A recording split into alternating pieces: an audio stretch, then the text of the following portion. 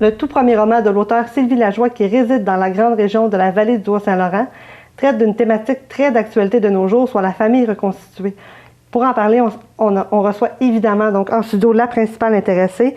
Bonjour Madame Lajoie. Bonjour Marie-Claude. Donc votre premier roman qui s'intitule L'agenda de Béatrice est disponible dans plusieurs librairies depuis le 16 février dernier. C'est ça. Ça traite, on l'a dit en introduction, donc de la famille reconstituée. Est-ce que c'est inspiré d'une expérience que vous avez vécue? Êtes-vous membre d'une famille reconstituée? Oui, c'est inspiré de mon expérience en famille recomposée, bien qu'il y a plusieurs situations et personnages qui sont fictifs dans le livre. Donc, c'est inspiré de ce que vous avez vécu. Oui, c'est ça. Et sans nous dévoiler l'intrigue complète, pouvez-vous nous faire un petit résumé donc de votre livre? Qu'est-ce que ça raconte? En fait, le roman se situe sur 2 temps. Donc, le premier temps étant une période plus actuelle, soit 2011.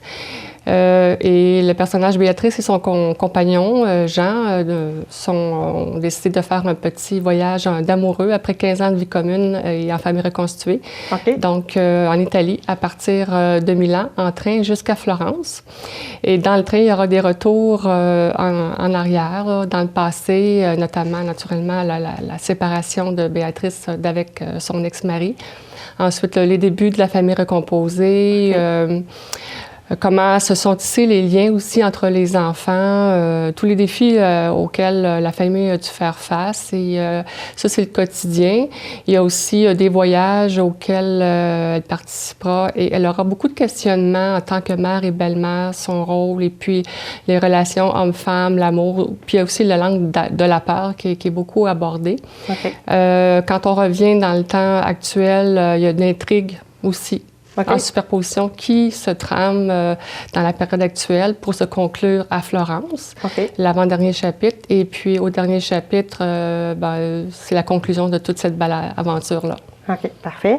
Et je ne suis pas inquiète qu'il y a plusieurs familles donc reconstituées qui se reconnaîtront certainement à travers le roman. Combien d'heures de travail ça représente un roman comme ça? Parce que c'est votre premier roman, donc combien de temps vous y avez consacré?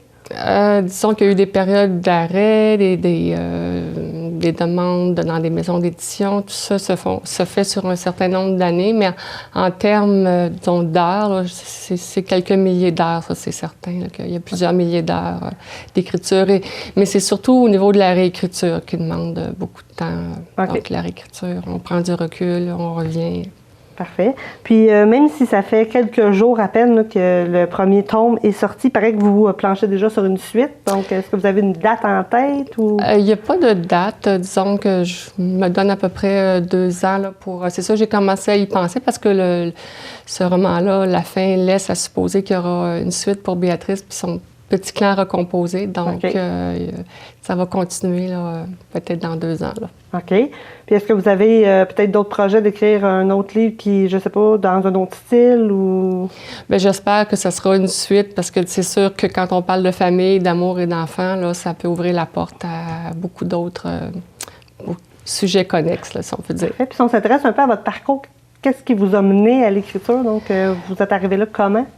En fait, il y a quelques années, après avoir vendu mon commerce, donc peu de temps après, mon côté entrepreneur a quand même repris le dessus. Puis je me suis dit, bon, qu'est-ce que je peux faire comme projet? Donc, je l'ai pris comme n'importe quel autre projet.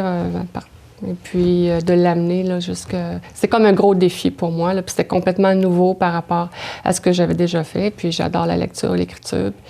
Et au fil des ans aussi, les gens que je rencontrais me parlaient de leur famille recomposée. Puis leur visage s'illuminait, ils étaient fiers d'en parler. Je dis, bon, bien, c'est d'actualité. Puis je pense qu'en parlant d'une façon plus romanesque, ça dédramatise le sujet du divorce et puis de la famille recomposée.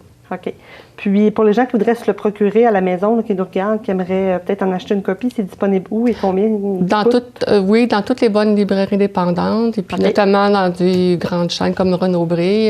Ce que je dis aussi, c'est qu'étant donné que ça fait juste quelques jours que c'est sorti, si les lecteurs ne le trouvent pas sur les tablettes, qu'ils ne se gênent pas à faire des commandes spéciales dans les succursales. OK. Puis, il coûte combien? C'est 24,95. 24,95. Parfait. Ça peut être également une bonne idée cadeau, peut-être si la fête de quelqu'un s'en vient. Oui.